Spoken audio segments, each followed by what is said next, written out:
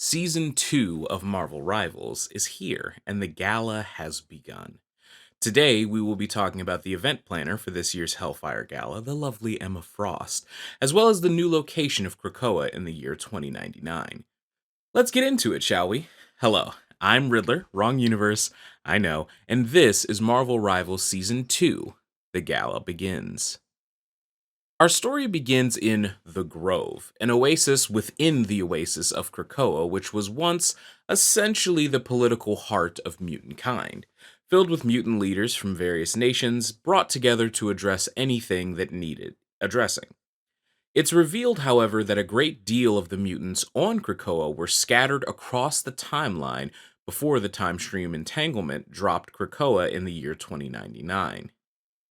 The Quiet Council has been called to order, which is, in all honesty, totally frivolous, seeing as there are exactly 3 mutants left on this council: Magneto, Storm, and the White Queen of the Hellfire Club, Emma Frost. She is instead introduced, however, as the owner of the Hellfire Trading Company. This is one of a couple of fronts that Emma Frost has used to amass her giant stacks of wealth. And of course, the Hellfire Club is a semi secret organization. They can't have, like, stocks and bonds and assets. So, as the White Queen, Emma handles all of the legitimate business that the organization cannot handle publicly. Emma begins to plead her case, but one sentence in is immediately interrupted by Magneto, who thinks it's patently insane to have a big party in the midst of this timeline destroying crisis, and even goes as far as to call the party garish, among other things. Emma quietly seethes at this, but responds calmly that her parties are no such thing. In fact, they are wellsprings of culture and cross pollination of heroes and politicians alike. Emma continues to argue that the gala is actually the perfect way to announce mutants' united presence in a world which had no Krakoa of its own. She continues by mentioning that Wolverine's rather public siding with the human resistance force at the behest of Black Widow was useful in the way that it saved Steve Rogers' life, but unfortunate that it drew attention, negative attention, from the public eye and other similar megacorporations of 2099. In the time since, Wolverine's behavior has caused Alchemax to launch multiple lawsuits and restrictive sanctions against the nation of Krakoa. Emma begins to unveil her plan that this may actually be an opportunity. She mentions the flowers of Krakoa and their exquisite healing properties. Gee, I wonder who may have mentioned that that would be something we'd be talking about in a previous video. Noting that the Hellfire Trading Company has signed exclusive deals with over 70 countries for these medicines. Magneto, aggravated, notes that this is ostensibly declaring war on Alchemax. Emma is quite aware of this, but is ready for this kind of fight anywhere or anytime. Alchemax stock has plummeted. They have retracted several of their lawsuits, and she conjectures that the sanctions will probably be pretty close behind.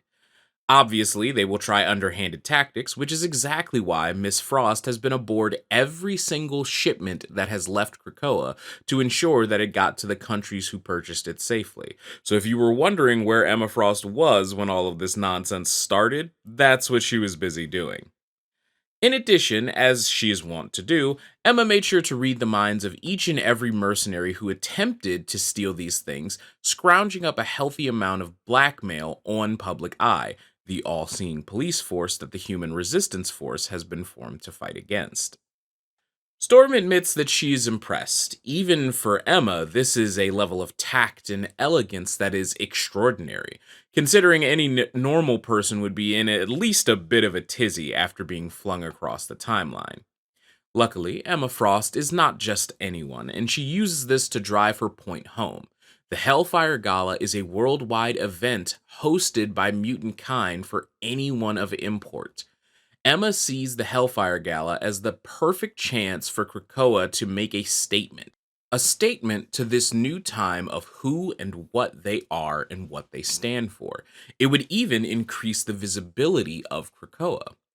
Both the mutants that were already on Krakoa, who find themselves lost spiritually, and mutants who had never heard of the nation before, would be made aware by one grand gesture that Krakoa stands strong. Magneto counters by saying that while she does have a point, grand gestures can attract much more than allies, a fact that the X-Men know all too well. Emma admits that he is completely right, but places her hopes in the large gathering of heroes who will be present to fight off whatever would-be party crashers could pull up. Both Storm and Magneto are convinced. They give their official blessing as the Quiet Council of Krakoa, and the Hellfire Gala officially begins its preparations. Emma takes a rare moment to bask in the victory before departing the grove to begin the planning. Before she sets off to begin her planning, it is a deep rumbling voice of Krakoa itself, who apparently has been in a lot of pain since being shunted through time. I would imagine this is because his very molecules are now interspersed with chronovium. Emma then drops a bombshell that proves how on point my Doom theory video was. She mentions that she knows the perfect person to help Krakoa, a very special doctor who will be along soon enough. This is Doctor Doom. Think about it. I mean, we knew that Doctor Doom ended up at the Hellfire Gala since he was in the trailer for it, and whomever this doctor is, Emma made sure not to mention that his appearance at the Hellfire Gala would be a public factor, basically. Emma also mentioned that she made a deal with over 70 countries. I'd be willing to bet that one of those 70 countries was Doom's sovereign country of Latveria. In exchange for the Krakoan flowers that Doom, who is essentially the only existing expert of chronomium, he will come and help ease Krakoa's suffering. And after playing on the new Krakoa maps, the loading screens reveal something exceedingly interesting. Despite the text being almost too fast to read whatsoever, what it actually says gives us the scoop. Doom apparently saw a vision of the Age of Ultron happening if Ultron got access to this new Cerebro that was made when we arrived in 2099. If you're curious about when exactly that happened, go watch my Magneto video where I give you a breakdown of how we get the new Cerebro, which it is actually quite enhanced from the Cerebro that the X-Men are used to having. But regardless of that, both of these things actually make a ton of sense. Doom doesn't want access to chronovium flowers, although Latveria getting access to that medicine surely is a good way to bring Victor Von to the table, but he wants access to Krakoa's chronovium. And like I said, both of these things make a ton of sense. We know that Doom is talking to Loki in the trailer. And if you check out my Loki video from season 0, you will know that Loki is one of the people who are using chronovium to see into the future. So these two users, and honestly masters of magic, are both using chronovium for its ability to peer into the future to give their schemes a better chance of working out. And if Doom peers into the future and he sees that the Age of Ultron is all but confirmed, it would make sense that he would want to be on Krakoa where he knows that Ultron will strike in order to maybe provide a little bit of weighted help to the heroes who may feel inclined to give him access to more chronovium should he help them out.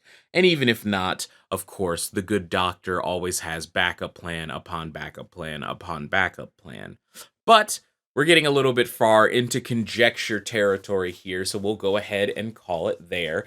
Thank you all so much for listening, and there will be more videos on the way. I know I disappeared for a little bit there, but I got it all together now, and we are going to get back on track with these Marvel Rivals videos, especially as Season 2.5 is not far around the corner. From what I hear, it should be around the end of this month, if not early into next month. So we've got a couple more videos to come out before that happens. But until then, thank you all so much for listening. Leave me a comment down below to tell me your thoughts on what you think Doom is up to, and is Emma a fool for making a deal with the proverbial devil? I don't really think she had too much of a choice. I mean, if Krakoa is in pain, we got to take care of Krakoa, right? Krakoa's home base, he's the big homie. We all, like, all mutant kind lives on Krakoa. We owe Krakoa quite a bit. So I think any deal you gotta make to make sure Krakoa keeps chugging along is worth being made. But perhaps it will be the X-Men's downfall. Who knows? Let's see what happens when Ultron arrives. Until the next video I see you in, drink some water, wash your hands, tell someone you love that you love them, and be good people.